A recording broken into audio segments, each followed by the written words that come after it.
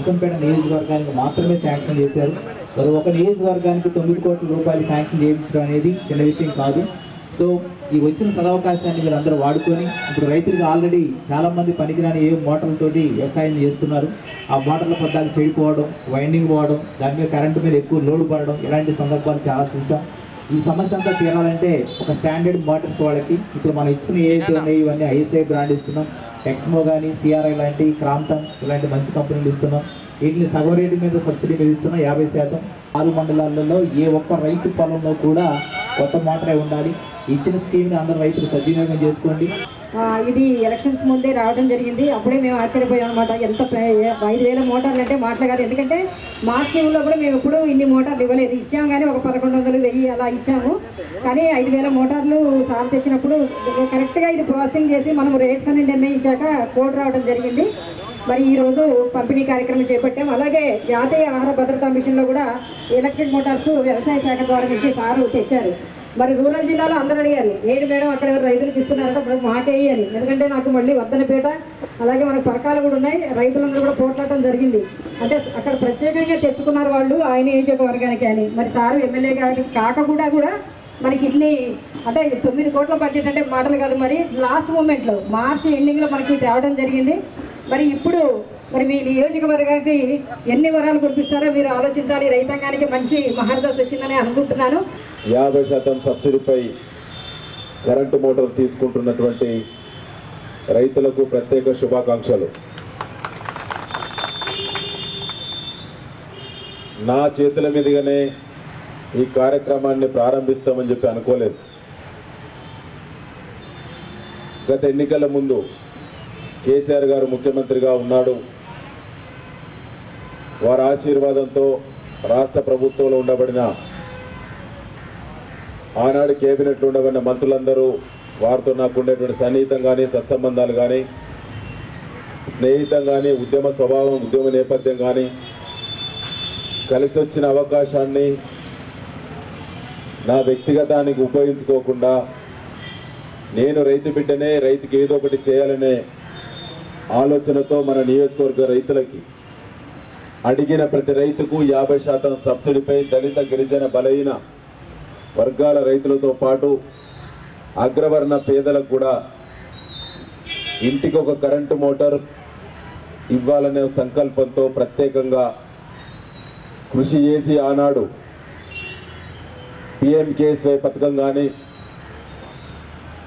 NFSM పథకం కానీ, national food security mission పథకం కానీ 2 పథకాలను బాగా దగ్గరగా స్టడీ చేసి దాంట్లో రాష్ట్ర ప్రభుత్వ వాటాను బడ్జెట్ లేకపోయినా బడ్జెట్ కేటాయింపులు తీసుకొచ్చి ప్రత్యేక జీవో ద్వారా నర్సంపేట నియోజకవర్గానికి మాత్రమే అమలు చేయాలని రైతుల కోసం తీసుకొచ్చినటువంటి పథకం కొన్ని అనివార్య కారణాల వల్ల, ఆనాడు కొన్ని రాజకీయ అడ్డంకుల వల్ల ఆ పథకాన్ని అమలు చేయలేదు. ఈ పథకం ఇప్పుడు నా చేతుల మీదుగా ప్రారంభం కావడం చాలా సంతోషం వేస్తుంది. ఒక రైతు బిడ్డగా ఇంతకంటే గొప్ప సంతోషం మరొకటి నాకు ఉండదని, ఈ సంతోషం ప్రతి రైతు కుటుంబంలో ఉండాలని, ప్రతి రైతు మొహంలో సంతోషం చూడాలి, కళ్ళలో ఆనందం చూడాలనే సంకల్పంతో ఉన్నాను రైతు బిడ్డను. కాబట్టి ఈ నియోజకవర్గంలో 7,000 మంది రైతుల కోసం ఇవాళ 5,000 పైచీలకు దాదాపుగా హార్టికల్చర్ డిపార్ట్మెంట్ ద్వారా, మరో 2,000 పైచీలకు వ్యవసాయ శాఖ డిపార్ట్మెంట్ ద్వారా 7,000 కరెంటు మోటార్ల మంజూరు తీసుకొచ్చాం. అవన్నీ కూడా ఇవాళ కార్యక్రమం ప్రారంభించుకున్న సందర్భంగా ఆ 7,000 మంది రైతుల కుటుంబాలకు ప్రత్యేకంగా శుభాకాంక్షలు మరొకసారి తెలియజేస్తా ఉన్నాను. నేను ఈ వేదిక ద్వారా నియోజకవర్గ ప్రజలకు ఒకటే విజ్ఞప్తి చేస్తున్నాను. రైతుకు పార్టీలొద్దు, రైతుకు కులమొద్దు. రైతు ఎవరైనా రైతే. రైతుకు సంబంధించినటువంటి సమస్యలన్నీ ఒకే తీరుగా ఉంటాయి. రైతు ఎప్పుడు కూడా మానసిక ఒత్తిడిలో ఉంటాడు. అనేక సమస్యల సుడిగుండంలో మునిగి తేలుతుంటాడు. అలాంటి రైతు మీద రాజకీయాలు వద్దు. అడిగిన ప్రతి రైతుకు, అర్హత ఉన్న ప్రతి రైతు కూడా సబ్సిడీ కరెంటు మోటార్ అందజేయాలని ప్రత్యేకంగా దీన్ని కృషి చేస్తున్నటువంటి అధికారులను నేను ప్రత్యేకంగా మీ ద్వారా నేను కోరుతున్నాను. తక్కువ పడితే కొట్లాడి మళ్ళీ తీసుకొచ్చే శక్తి ఉంది. అడిగిన ప్రతి రైతుకి ఇద్దాం, నియోజకవర్గంలో రైతులందరికీ అందజేద్దాం, ఫేజ్ల వారిగా ఇద్దాం. సంవత్సర కాలంలో ఈ నియోజకవర్గంలో కరెంటు మంజూరు ఉన్నటువంటి బోరు బావి ఉన్నటువంటి ప్రతి రైతుకు కూడా సబ్సిడీ కరెంటు మోటార్ ఇచ్చే బాధ్యత నాది, రైతు బిడ్డగా అని చెప్పి సందర్భంగా మాట్లాడడం జరుగుతూ ఉన్నది. నాకు సంకల్ప బలం ఉన్నది, దూరదృష్టి ఉన్నది. స్వార్థం దరి చేరనీయని మీ అందరికీ తెలుసు. రైతుకు సంబంధించినటువంటి మోటార్ల పంపిణీ విషయంలో, క్వాలిటీ విషయంలో కూడా ప్రత్యేక కమిటీ వేసి గౌరవ జిల్లా కలెక్టర్ దగ్గర ప్రత్యేక సమీక్షలు చేసి గతంలో పాత టెండర్ ధరల కంటే కూడా తక్కువ ధరలు కోడ్ చేసి తక్కువ ధరలతో పాటు ఇన్సెంటివ్స్ ఎక్కువ ఇప్పించేటువంటి కృషి చేసినటువంటి విషయం ఈ సందర్భంగా రైతులు, పత్రికా సోదరులు గమనించాలని చెప్పి నేను కోరుతా ఉన్నాను. అదేవిధంగా రైతుకి ఎంత చేసినా తక్కువే.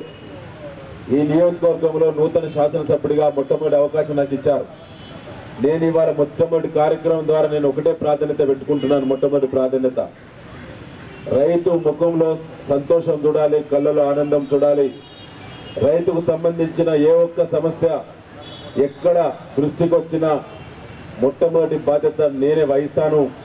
రైతుకు సంబంధించిన సేవ అనేది భగవంతుడి సేవతో సమానం అని చెప్పి ఈ సందర్భంగా నేను మరొకసారి నేను తెలియజేస్తున్నాను. దేవుడి సేవ చేయడం ఎంతైతే పుణ్యమో, ఎంత ఆశీర్వాదం దొరుకుతుందో, రైతు కుటుంబాలకు సేవ చేయడం కూడా అంతే పుణ్యం దక్కుతుంది. రైతులను కూడా రాజకీయంగా చూడాల్సిన అవసరం లేకుండా ఈ నియోజకవర్గం వ్యవసాయ ఆధారిత నియోజకవర్గం కాబట్టి రైతు కేంద్రంగా ఈ నియోజకవర్గం 5 సంవత్సరాలు అభివృద్ధి చేసేటువంటి సంకల్పంతో ముందుకు పోతున్నటువంటి నన్ను రైతు లోకమంతా ఆశీర్వదించాలని చెప్పి నేను ప్రత్యేకంగా కోరుతున్నాను. ముఖ్యంగా మన గిరిజన జనాభా ఎక్కువటువంటి ప్రాంతం.